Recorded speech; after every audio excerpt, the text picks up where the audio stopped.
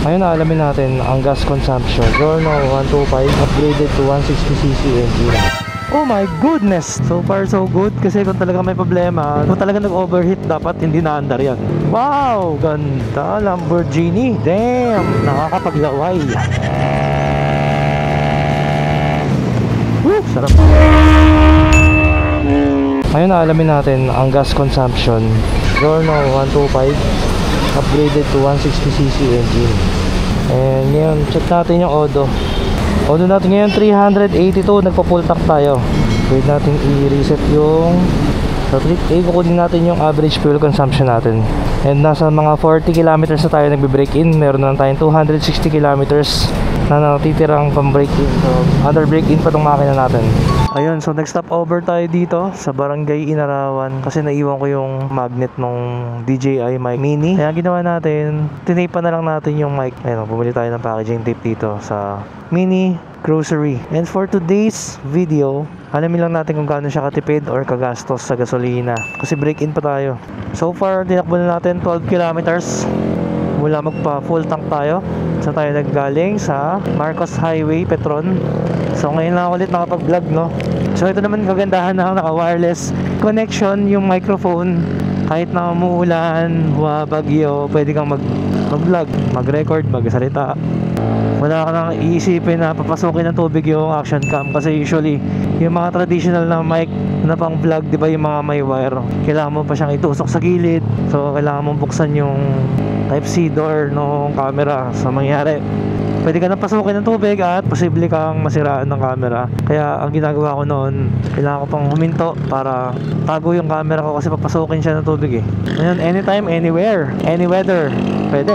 Kaya lang, hindi wala na kung mag-enjoy kayo sa vlog na to kasi para magkukwentuhan lang tayo. Kasi unang-una umaambon, pangalawa, break-in tayo. So ang sabi ng mga mechanic, 50-50 lang ang babad. Eh kanina ka tumatakbo tayo ng mga lampas pa tayo kanina sa suggested speed, suggested maximum speed. Pero diba, masaya na rin eh, no? Masaya na rin ganitong biyahe, yung very relaxing. And doon sa mga nagsasabi na nag-overheat daw tayo, kaya walang umiilaw ngayon. So malalaman natin, diba? So according nga pala doon sa mechanic, diba, kung naalala niyo yung previous vlog natin, yung umilaw yung temperature natin na warning. Ang isipin ng temperature warning, syempre mainit na yung makina, pero not necessarily mean overheat na. Pwedeng mag-mean yun na malapit ka nang mag-overheat. Pero kasi kung talaga may problema siya, hindi tayo makakarating from QC to Antipolo, di ba? Hindi tayo makakabiyahe kung talagang meron siyang problema. So far, nakalayo naman tayo. Hindi nga lang, mabuboard kayo kasi parang takbong e-bike lang tayo ngayon. Ito, nag-one hand nga lang ako eh. And it's been a long time nung huli ako nag-ride dito, simula nung nagkaroon ng mga maraming changes, mga NCAP at kung ano-ano pa, hindi na ako nakapag-Marilaki. Ngayon lang ulit. At sa mga nagsasabi na wala tayong side mirror, ito, meron naman tayong side mirror sa gilid. Hindi lang halata kasi usually dito sila tumitingin eh. Sa bar end, meron tayong side mirror. Bar end mirror ang tawag dyan. Syempre gamit natin SEC Moto Supply Raincoat, napakaganda, hindi tayo nababasa. So sa nakikita ko hanggang taas ay maulan.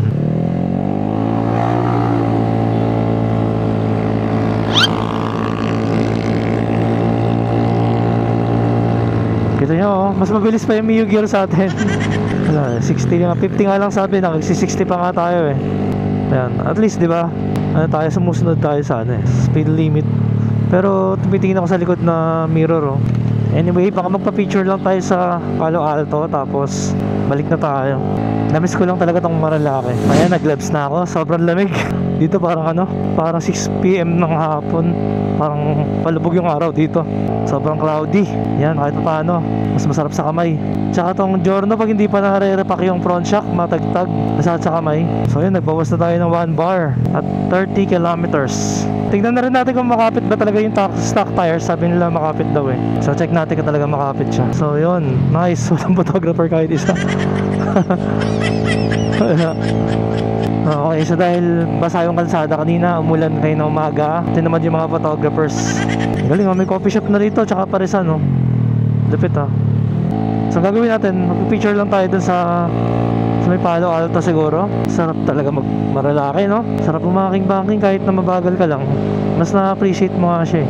So coming off from a racetrack practice, Cardinals Racing, racetrack, track day.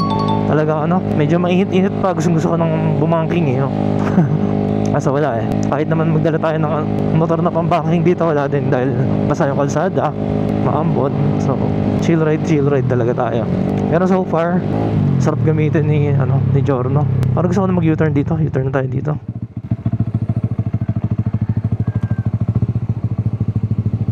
Dali mag U-turn Dali mag U-turn ni Giorno. Malit maiksi wheelbase niya. Tsaka baka mamaya may landslide, di ba? Hindi rin naman tayo mag-i-enjoy kahit diretsohin natin yan dahil nga sa ulan.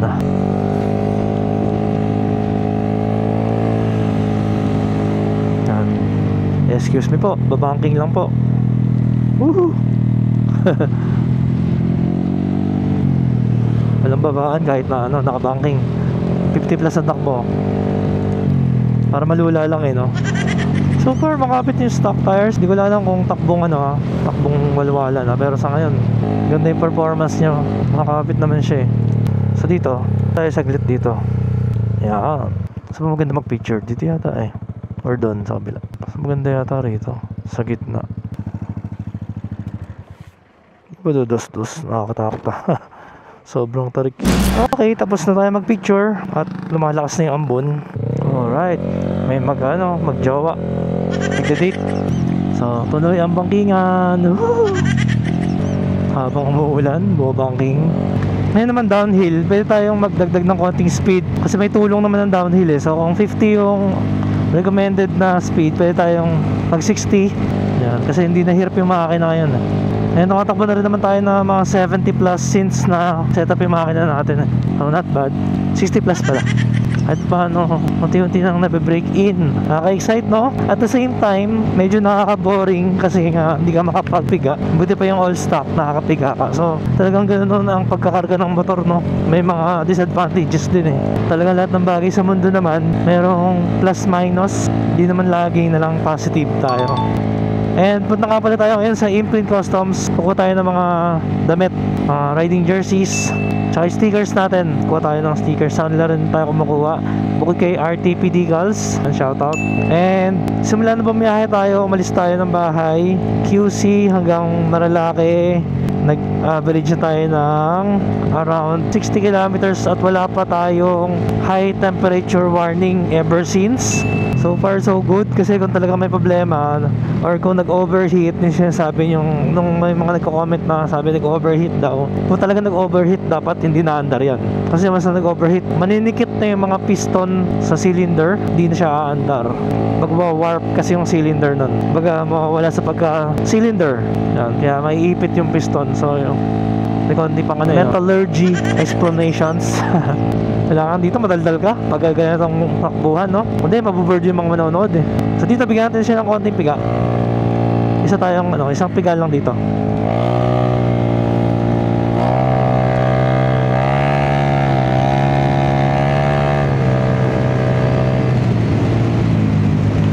Wah, diba? Sarap. Woohoo! Hanip isang piga, walang kahirap-hirap So medyo nalilunod pa siya. May lunod factor kasi kailangan pa ma-remap. Nabubulunan dahil di ba nakatono siya ron sa 30mm na throttle body plus maliliit na manifold, intake manifold, intake tube, maliliit lahat yon. So lahat na oversize. Kaya maraming pumapasok ngayon na hangin. Pero nagpalit tayo ng injector, pero kulang pa rin yon. Kaya kailangan ma-fine tune sa remap, diba? Napakaganda ng view. Grabe Isa pa nga, ganda ng weather. Hindi ko mapigilan ang ganda ng view. Picture muna tayo saglit. At ito, bababa na tayo. Yung kagandahan ng solo ride, pwede kang mag-stop over, pwede kang minto-hinto, picture-picture. Wala kang iniisip. Talagang relaxation. Baga stress Ito yung stress reliever ng mga riders. Yan, dun sa mga hindi pa riders, maintindihan nyo lang to kapag kayo may motor na at makakarating na kayo sa iba't ibang lugar sa murang halaga. Kasi magkano lang ang gasolina, di ba? Lalo kung naka-e-bike ka na pang long range, sa murang halaga, mararating mo na yung mga lugar na dati hindi mo napupuntahan. Dati kailangan mo magsasakyan at gumastos mga mahal ng gas, di ba? Tapos matatraffic ka pa. Ngayon, mararating mo yung gusto mong puntahan, murang halaga, hindi ka matatraffic, mabilis ka makakarating dahil syempre hindi ka matatraffic. Full ulit, no? Dito tayo sa Imprint Customs Headquarters. Bukas ba? Pakasarado May naman open na yung cafe. Tayo unang-unang customer, pero sarado nga.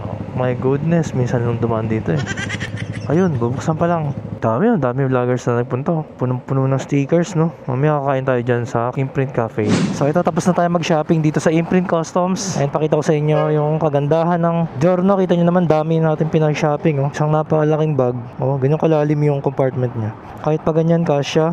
Kahit pahiga, pwede. Ganyan, pa side view. Diba? Panalo. So ngayon, maraw na. Kita nyo naman yung natin, no? Napakadugyot.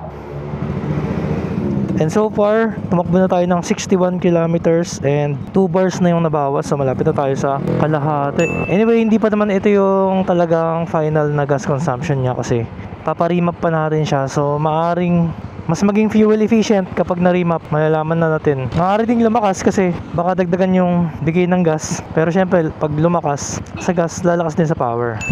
So wala naman kasing ganun, no? Yung lalakas ng power tapos titipid sa gas. Pero anyway, pwede naman. Kaya lang syempre hindi mo gagamitin yung full potential ng makina. Kumakajut-kajut Yun yung combi brake kasi. Combi brake. Ginugulo niya yung ginugulo niya yung modulation ng master brake, master pump. Ang hirap niya timplahin. Pero siguro sanayan lang. Baka hindi lang ako sanay sa combi brakes. Ayoko kasi palitan to ng brake master, tatabasin magtatabas na sa kaha. Gusto ko lang siya, malinis, clean look. Masarap lang kasi nung alam mo na meron kang extra diba? Extra oomph kung masaya ka sa ginawa mo or masaya ka sa mga upgrade, diba? Kasi tayo naman, kanya-kanya tayo na trip sa buhay. Pero sa atin nga, minsan ka lang mabuhay. Tapos pinaghirapan mo naman yung panggastos, hindi mo naman hiningi sa kanila, hindi mo naman pinarasang kinuha, diba? Baga pinaghirapan mo naman, deserving mong pasayahin yung sarili mo. Kaysa naman, sabi nga nila, kaysa itago mo yung pera mo at panghinayangan mo, enjoyin mo, gamitin mo kung saan ka sasaya. Kung sasaya ka naman dito, go lang. Basta make sure na meron ka pang extra to provide para sa family mo or para sa mga emergency mo. Huwag naman yung dahil gusto mo, wala ka ng budget sa ibang bagay, kakain ka na lang ng sardinas or noodles para lang magawa yung kailangan. May extra ka pa din.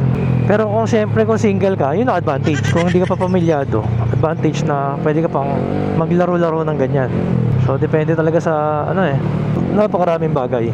Tulad nyan, ka dadaan sa motorcycle lane, lahat nakagit-git.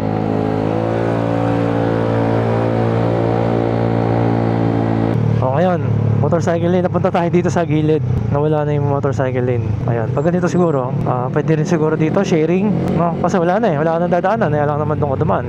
Pag may logo yata na yung triple na arrow, meaning nun pwede mag-share ang motor tsaka bike. Ayan may tatlong arrow na ganun. Nabasa ko lang. Ito na, traffic na at tanghalin tapat. Makikita na natin kung mag-overheat or iilaw ulit ang temperature natin, temperature warning. So since maliit ang motor natin, try natin dumaan sa gitna para tayo naka e-bike lang dito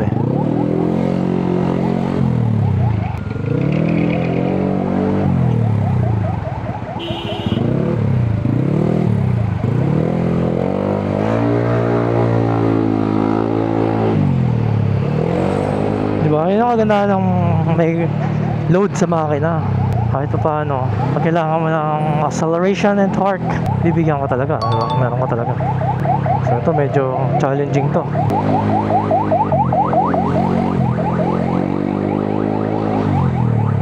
Sarapan naman ng maliit na motor Pwede mo siyang isingit-singit sa maliliit na singit. Hoy! Ganda ng tunog no? Minsan napapaisip pa rin ako dito sa chance speed natin Ang wild pa rin ng tunog ang ganda pa rin Ang hirap i-modulate ng preno, in fairness, ang hirap. Pag nainis ako talaga papalitan ko na yung brake master na ito. sobrang pasaway. Kailangan palitan parehas eh. Para nangingialam yung ano eh, yung kaliwa eh. Brake master eh. Kaya pag wala na triple na arrow, bawal na yan. Kailangan talaga maalam tayo sa ano, sa traffic rules dahil ngayon kailangan magiging disiplinado na, mas disiplinado pa bawat isa.